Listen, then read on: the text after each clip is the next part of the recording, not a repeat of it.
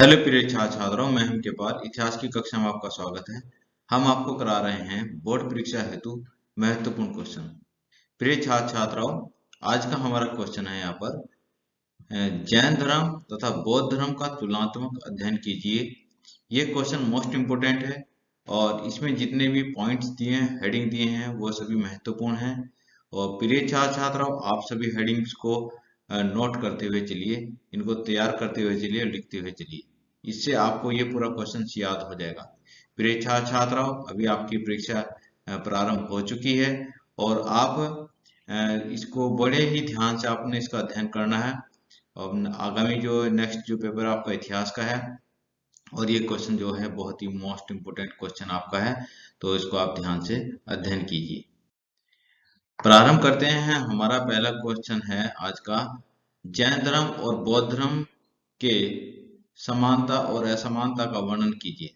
यानी कि जैन धर्म और बौद्ध धर्म में समानता और असमानता का वर्णन कीजिए। तो इसमें देखते हैं, सबसे पहले आप हेडिंग डाल दीजिए कि जैन धर्म और बौद्ध धर्म में समानता है। जैन धर्म और बौद्ध धर्म में समानता है, ये हेडिंग आप डाल लीजिए। इसी तरह से आपको परीक्षा में भी लिखना है। आपने अलग अलग वर्णन करना है, समानताओं का अलग करना है और असमानताओं का अलग तरह से वर्णन करना है। तो क्वेश्चन दो तरीके से लिखा जा सकता है, वहां पूछा जा सकता है आपसे कि जैन धर्म और बौद्ध धर्म में तुलनात्मक अध्ययन कीजिए, और दूसरा तरह से पूछा जा सकता है जैन धर्म और बौद्ध धर्म में समानताओं और असमानताओं का वर्णन कीजिए। कोई भी किसी भी तरह से क्वेश्चन पूछा जाए, आंसर इसका यही होगा। तो हेडिंग डाल लिया होगा आपने, हेडिंग डाल लीजिए। अब जैन धर्म और बौद्ध धर्म में निम्नलिखित असमानताएं हैं। जैन धर्म और बौद्ध धर्म में निम्नलिखित असमानताएं हैं। कौन कौन सी असमान देखिए कौन कौन सी समानताएं हैं। जैन धर्म और बौद्ध धर्म में निम्नलिखित समानताएं हैं। तो कौन कौन सी समानताएं हैं, तो देखिए पहली समानता है, दोनों ही अनिश्वरवादी थे। दोनों ही अनिश्वरवादी थे। अनिश्वरवादी का मतलब दोनों का ही ईश्वर में विश्वास नहीं था। दोनों का ही ईश्वर में विश्वास नहीं था। जैन धर्म और बौद्ध धर्म दोनों को ही नास्तिकवादी धर्म मानते हैं। नास्तिकवादी किसको कहा जाता है? जिनका ईश्वर में विश्वास नहीं होता, उनको नास्तिकवादी कहा जाता है। तो जैन धर्म और बौद्ध धर्म दोनों ही अनिश्वरवादी थे, दोनों का ही ईश्वर में विश्वास नहीं था। अगला पॉइंट है, दोनों ही अपने उपदेश जन भाषा, प्राकृत एवं पाली भाषा में देते थे। दोनों ही धर्मों के, जैन धर्म और बौद्ध धर्म, इन दोनों ही जो धर्म थे, इनका जो प्रचार प्रसार हुआ है वह पाली भाषा में और प्राकृत भाषा में हुआ है। इसका कारण यह है कि यहाँ पर जो जिस क्षेत्र में जैन धर्म और बौद्ध धर्म का विकास हुआ है, प्रारंभ हुआ है, वहां पर पाली और प्राकृत भाषा बोली जाती थी। तो इस प्रकार से जन भाषा थी, एक जनसाधारण की जो भाषा थी, वह पाली और प्राकृत भाषा को जनसाधारण की भाषा माना जाता था। और जनसाधारण की भाषा में ही दोनों ही धर्मों के जितने भी यहाँ पर धर्म गुरु हुए हैं, उपदेशक हुए हैं, उन्होंने प्राकृत और पाली भाषा में अपने उपदेश दिए हैं, जिससे कि जन जन तक उनके उपदेश पहुंच पाए। और इससे यहाँ पर जैन और बौद्ध धर्म दोनों का ही विकास तेजी से हुआ। अब हम यहाँ पर समानताओं की बात कर रहे हैं। दोनों वैदिक यज्ञ कर्म कांड का विरोध करते थे। जैन धर्म और बौद्ध धर्म दोनों ने ही वैदिक कर्म कांड का विरोध किया है। मेन पॉइंट, क्योंकि जैन धर्म और बौद्ध धर्म का जो उदय हुआ था, उसका उदय का जो मूल आधार था वह यही था, क्योंकि जो पौराणिक धर्म था उसमें विभिन्न प्रकार की अनेक बुराइयां विद्वान हो चुकी थी। बड़े बड़े यज्ञ किए जाने लगे थे, कर्मकांड किए जाने लगे, तांत्रिक व्यवस्था जो थी वो विकसित हो रही थी। और उन सभी कारणों की वजह से यहाँ पर जनसाधारण व्यक्ति त्रस्त थे। तो यहाँ पर जैन और बौद्ध दोनों ने ही वैदिक यज्ञ कर्म कांड का विरोध किया। अगला देखते हैं, अगली समानता है, जाति प्रथा का दोनों धर्मों में कोई स्थान नहीं था। जैन धर्म और बौद्ध धर्म दोनों में ही जाति प्रथा का कोई स्थान नहीं था। सभी जातियों के, सभी वर्गों के लोगों को यहाँ पर प्रश्रय दिया जाता था और उनको उपदेश ग्रहण करने का अधिकार दिया जाता था। कोई भी व्यक्ति बौद्ध धर्म या जैन धर्म स्वीकार कर सकता था। नेक्स्ट, दोनों धर्मों के प्रवर्तक महावीर स्वामी एवं गौतम बुद्ध क्षत्रिय थे। दोनों धर्मों के ही जो प्रवर्तक थे, जैन धर्म के प्रवर्तक महावीर स्वामी, बौद्ध धर्म के प्रवर्तक महात्मा बुद्ध थे, दोनों ही क्षत्रिय कुल से संबंधित थे, क्षत्रिय वर्ण से संबंधित थे।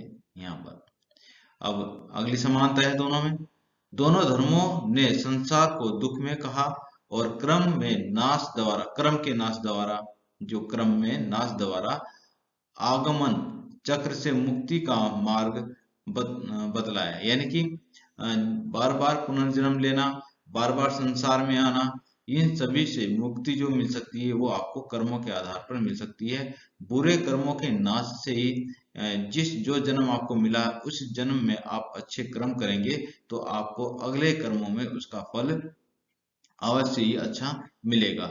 यानी कि आगमन चक्र से मुक्ति, बार बार जन्म लेने से मुक्ति प्राप्त होगी, ऐसा दोनों का मानना था।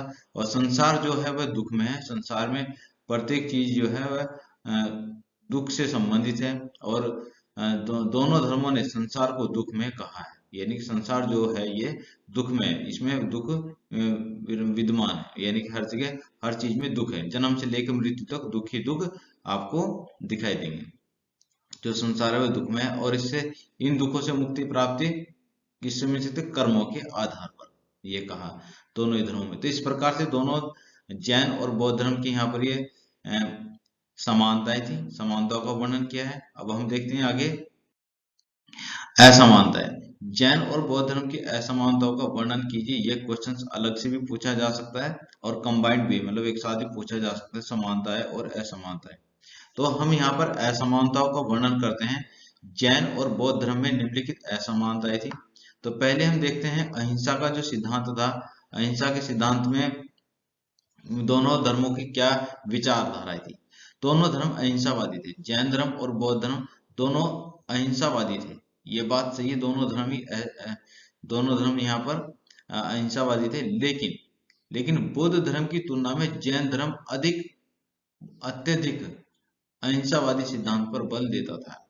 तो जैन धर्म जो है अत्यधिक अहिंसावादी सिद्धांतों पर बल देता था, जबकि बौद्ध धर्म इतना अहिंसावादी सिद्धांतों पर बल नहीं देता था।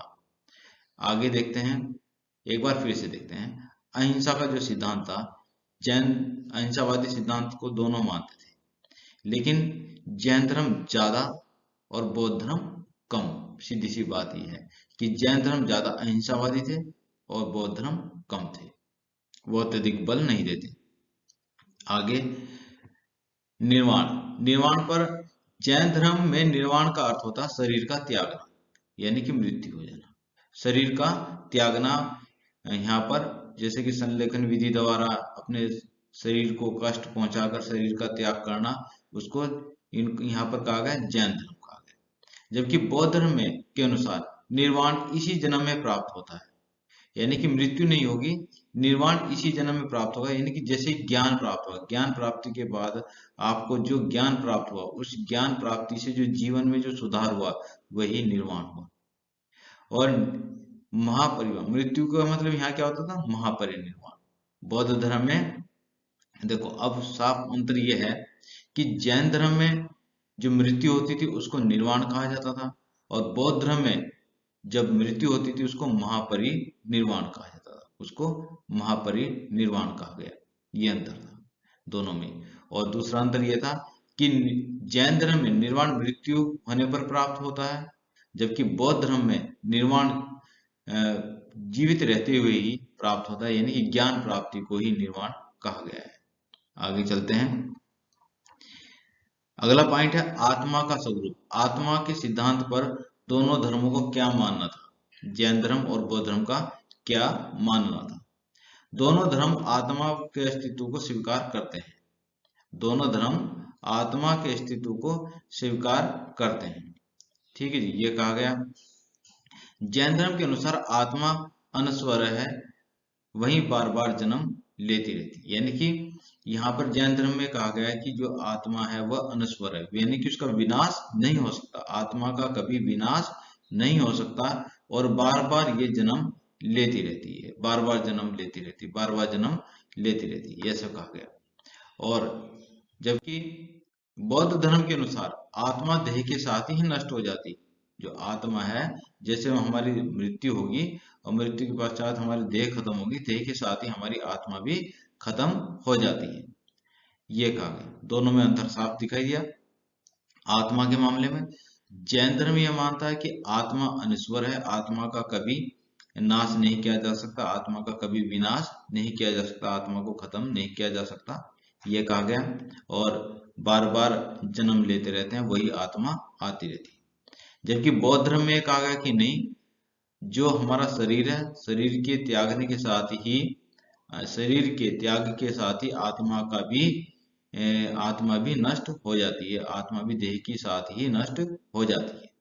लेकिन एक चीज और बात कही है बौद्ध धर्म में कि आत्मा पुनर्जन्म नहीं लेती, आत्मा पुनर्जन्म नहीं लेती।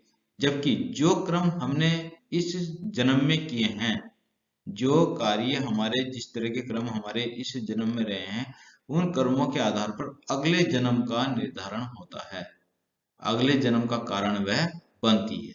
उसी तरह का अगले जन्म में जीवन प्राप्त होगा जो आप इस जन्म में कार्य करेंगे। तो पुनर्जन्म में तो विश्वास करते हैं दोनों। आगे चलते हैं, त्यागपूर्ण जीवन। त्यागपूर्ण जीवन जैन धर्म में काया क्लेश मार्ग पर चलकर कठोर व्रतों का पालन करते हैं, जबकि बौद्ध धर्म कठोर तपस्या को नहीं मानते और उसके स्थान पर मध्यम मार्ग अपनाते हैं। जैन धर्म में काया क्लेश यानी कि अपने शरीर को कष्ट पहुंचाते हैं, अपने शरीर को देखते हैं कि जैनी जो होते हैं वो धीरे धीरे, जैसे क्या जिसको कहा संलेखन विधि द्वारा, तो उसमें अपने शरीर को कष्ट पहुंचाकर खाने की मात्रा कम करके धीरे धीरे, और अपने यही कहेंगे शरीर को कष्ट पहुंचाकर और जीवन में व्रत रख करके, यानी कि भोजन को धीरे धीरे खत्म करते जाएंगे, कम करते जाएंगे, मात्रा कम करते जाएंगे भोजन ग्रहण करने की, और धीरे धीरे फिर अपने शरीर का त्याग करते हैं। जबकि कठोर बौद्ध तपस्या में ये कहा गया, बौद्ध धर्म में ये कहा गया कि कठोर तपस्या को ज्यादा महत्व वहां पर नहीं दिया गया। यहाँ पर कहा गया कि मध्यम मार्ग को अपनाना चाहिए, मध्यम मार्ग के द्वारा ज्ञान की प्राप्ति की बात कही है, मध्यम मार्ग के द्वारा यहाँ पर तप की बात की है। तो बौद्ध कठोर तपस्या को नहीं मानते, उसके स्थान पर मध्यम मार्ग को अपनाते हैं। अब देखते हैं धर्म प्रचार की बात करते हैं। धर्म प्रचार किस प्रकार से हुआ जैन धर्म और बौद्ध धर्म का? धर्म प्रचार में क्या ऐसा मानता है, जैन धर्म भारत में ही, भारत की सीमा से बाहर नहीं फैला। जो जैन धर्म है वो कभी जैन धर्म भारत की सीमा से बाहर नहीं फैला। ये जो है भारत में ही रहा। जबकि बौद्ध धर्म का प्रचार प्रसार भारत से बाहर एशिया के कई देशों में फैला। हम देखते हैं कि यहाँ पर बौद्ध धर्म श्रीलंका में है, तिब्बत में है, चाइना में है, आपके थाईलैंड में है, म्यांमार में है। तो आसपास, इंडिया के आसपास की जितने जो कंट्री हैं, वहां पर बौद्ध धर्म का प्रचार प्रसार दिखाई देता है। यहाँ तक कि जापान में भी बौद्ध धर्म का प्रभाव दिखाई देता है। तो एशिया के अनेक देशों में बौद्ध धर्म का विस्तार दिखाई दिया, और जैन धर्म का विस्तार नहीं हो पाया, बौद्ध धर्म का विस्तार अन्य देशों तक पहुंच पाया। उसका मुख्य कारण यह है क्योंकि जैन धर्म में कठोर तप की बात की गई है, ज्यादा अहिंसावादी सिद्धांतों पर बल दिया गया है। जबकि इसी के पैरेलल जो बौद्ध धर्म है वहां पर ज्यादा अहिंसा पर बल नहीं दिया गया और कठोर तप पर बल नहीं दिया गया, मध्यम मार्ग को अपनाया गया है। तो यही इसका मुख्य कारण है। तो बौद्ध धर्म के अन्य देशों में फैलने का मुख्य कारण क्या है? सहज, सरल और बोधगम्य सिद्धांत होने के कारण, सहज, सरल और बोधगम्य सिद्धांत होने के कारण यहाँ पर जो बौद्ध धर्म है वह अन्य देशों तक फैल गया, उसका प्रचार प्रसार हुआ। आगे देखते हैं, अब बात करते हैं मूर्ति पूजा पर। मूर्ति पूजा के मामले में जैन धर्म और बौद्ध धर्म में क्या समानता है और असमानता है? हम देखते हैं कि जैन धर्म की जो मूर्तियां हैं वो नग्न मूर्तियां हैं, जितने भी उसके तीर्थंकर हैं जो इस तरह के, तो उनकी जो नग्न मूर्तियों की उपासना वहां पर की जाती है। जबकि बौद्ध धर्म में नग्न मूर्ति की उपासना वहां पर नहीं की जाती। तो ये अंतर दिखाई दिया।